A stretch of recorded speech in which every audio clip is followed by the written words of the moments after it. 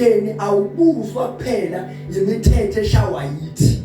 Ubhekeni uKristu ufika khipha imithetho ayishayela indoda njengenhloko.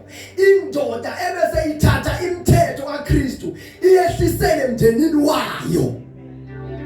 Ngani ngibheke ngikhuluma la uyazi ukuthi noma ubaba nganolaka ahlonipheka sabe ingane ziyakwazi ukweqa umthetho wakhe. Buka, the best thing that a man can give umndeni is Jesus. The best thing that a man can give abantwana bakhe is Jesus. More than money, more than ilalo zakhe. Ngoba ilalo zakhe mayengekho bayikhohlwa. So the best thing angabanikeza basaba uNkulunkulu. Mabesaba uNkulunkulu they will obey the rules.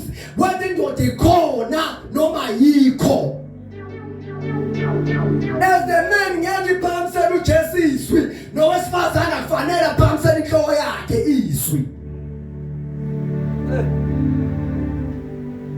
Phamisela inhloko.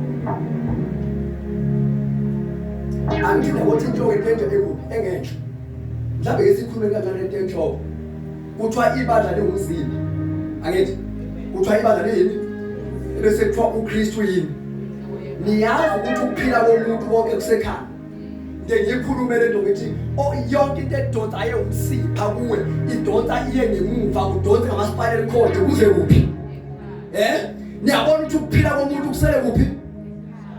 So akwazi family cannot move without him.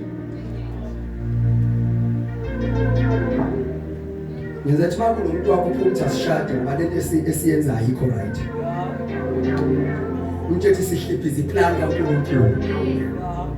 Alomfihlile olokhu ungamvezi. Lokhu usho ukuthi inteki lakhe kuphela. Nayi iphumela obala ngayo ngoba lihliphiza iplan kaNkulunkulu. Cela ukushumayeza ngibona umhlaba wonakala kanje kwahliphiswa iplan kaNkulunkulu.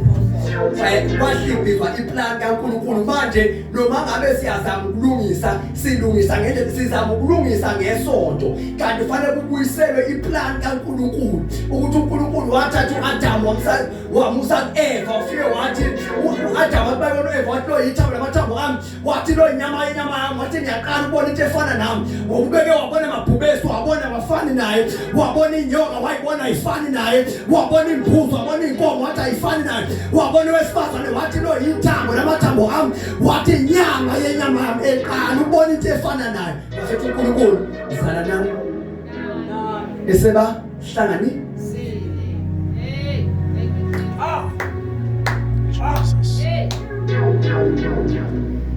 If we don't bring this message to abantu abazali emshadweni la ngani offendeki ningazalanga khona ngivumeleni ngikhulume nalapha